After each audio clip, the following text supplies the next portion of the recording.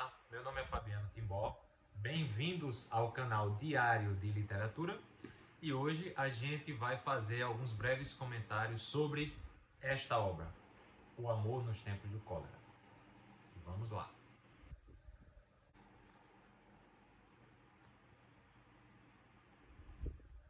Eu vou dividir esse vídeo em três partes.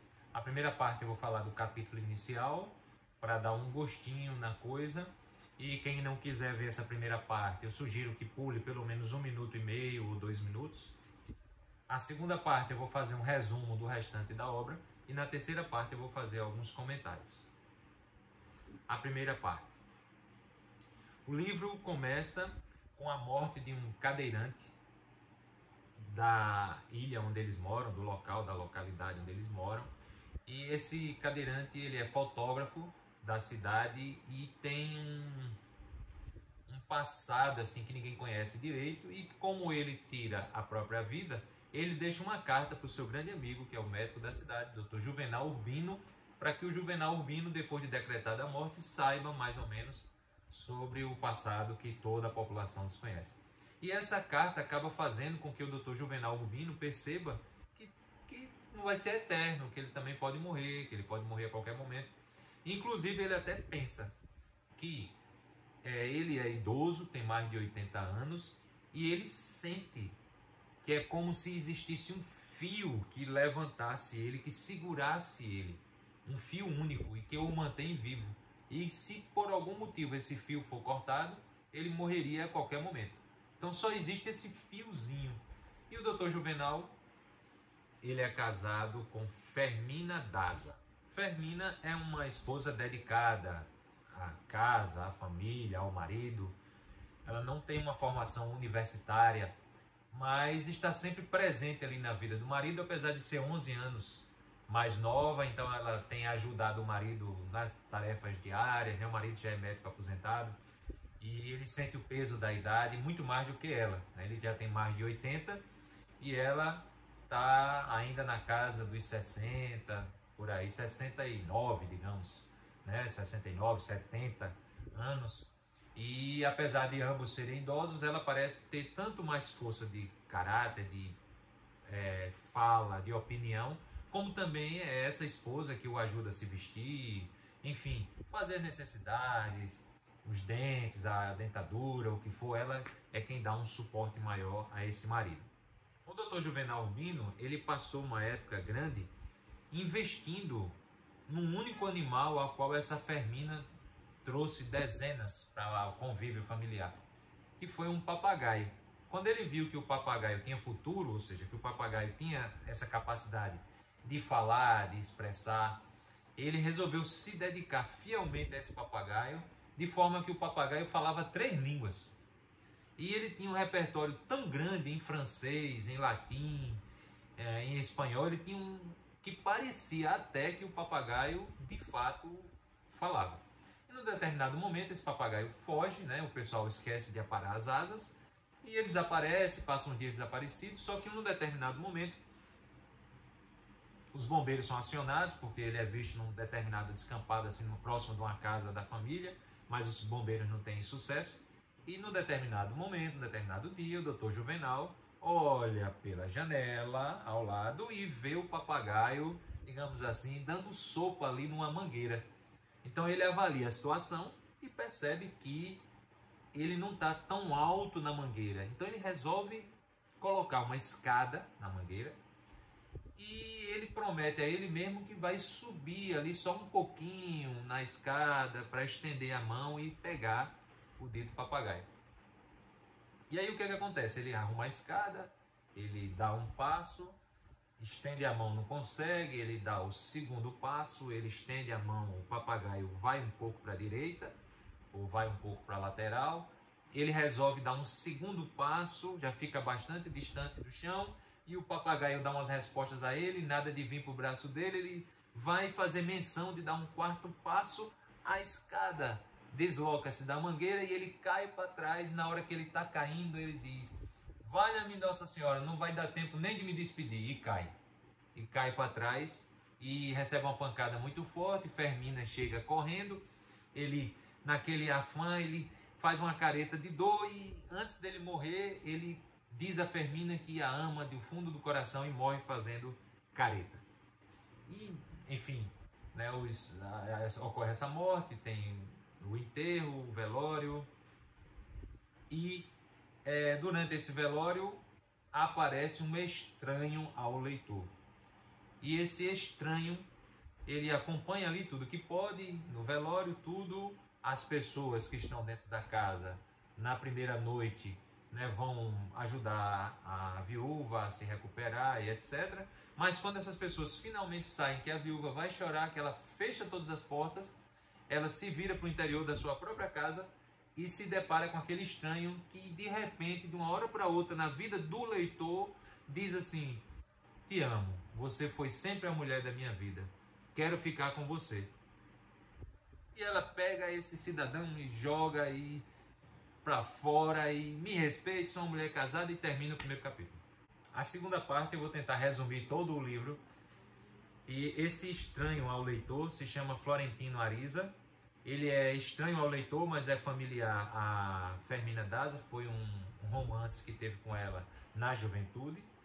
E o livro, o restante do livro, ele vai relatar 50 anos, 9 meses e 4 dias entre o momento em que Fermina Daza disse não a ele, casou-se, viveu e até o momento em que o marido morreu, até essa fatídica noite em que o Florentino aparece na vida do leitor. E você é despertado, pelo menos, a entender como é que se dá, como é que a pessoa espera tanto tempo para dizer o seu amor, né, para declarar assim o seu amor. E a vida do Florentino Ariza, ela foi pautada nesse momento. Eles eram jovens, ele declarou amor, pediu em casamento, ela inicialmente aceitou.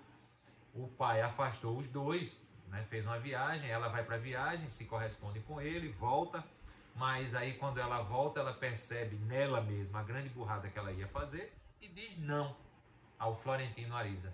Aparece o doutor Juvenal Urbino, já médico, mais velho, com boa formação, de boa família, e acaba insistindo e acaba arrebatando a Fermina Daza em casamento.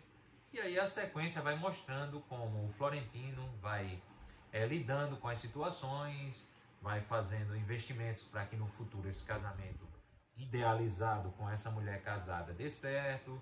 Ele vai tendo romances com outras mulheres, mas escondido da sociedade, para que ela, Fermina, não fique sabendo das informações. Isso vai se processando, essa história, até o momento dessa fatídica noite do primeiro capítulo, e para dar sequência ao desfecho final do livro.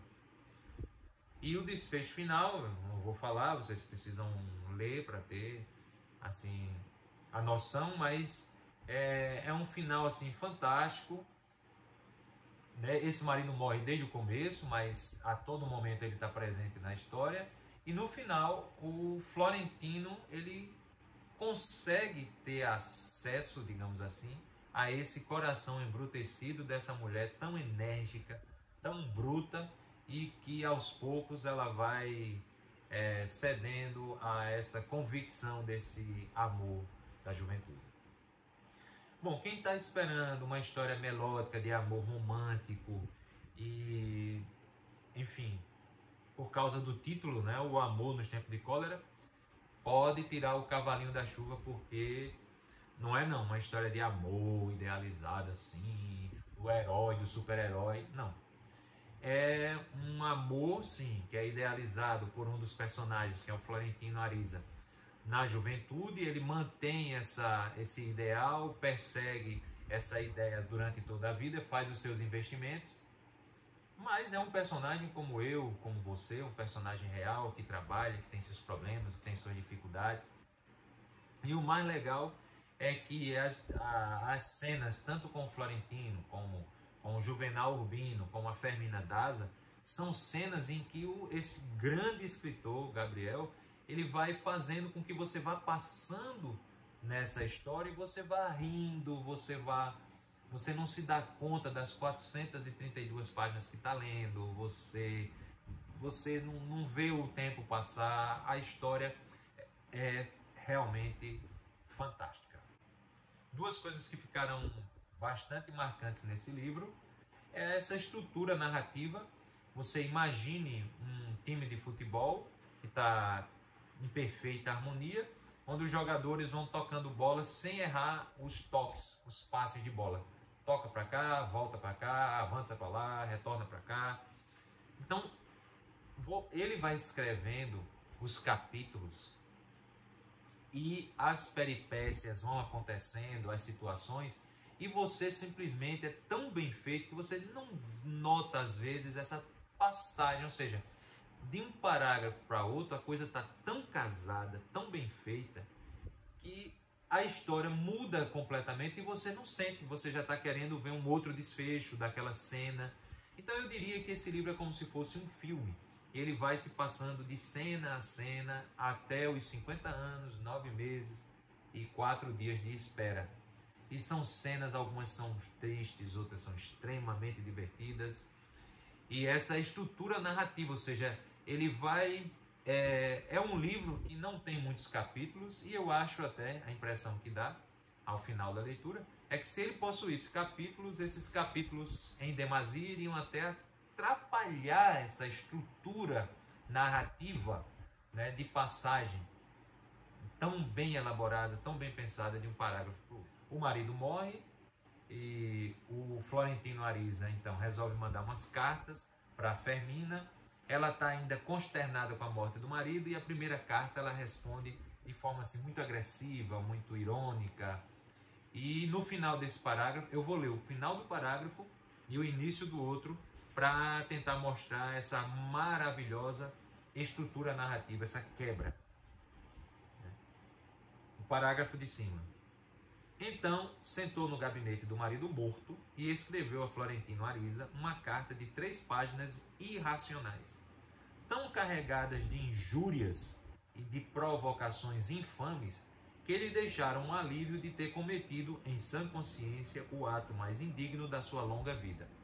Ponto. Aí muda o parágrafo. Também para Florentino Ariza, aquelas semanas tinham sido de agonia. Na noite em que reiterou seu amor a Fermina Daza, tinha vagado sem rumo pelas ruas decompostas pelo dilúvio da tarde, a si mesmo perguntando aterrado o que ia fazer com a pele de tigre.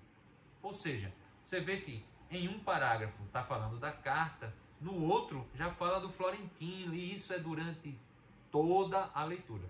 De um parágrafo para outro, a cena pode mudar completamente e ficou maravilhosa essa estrutura para ler.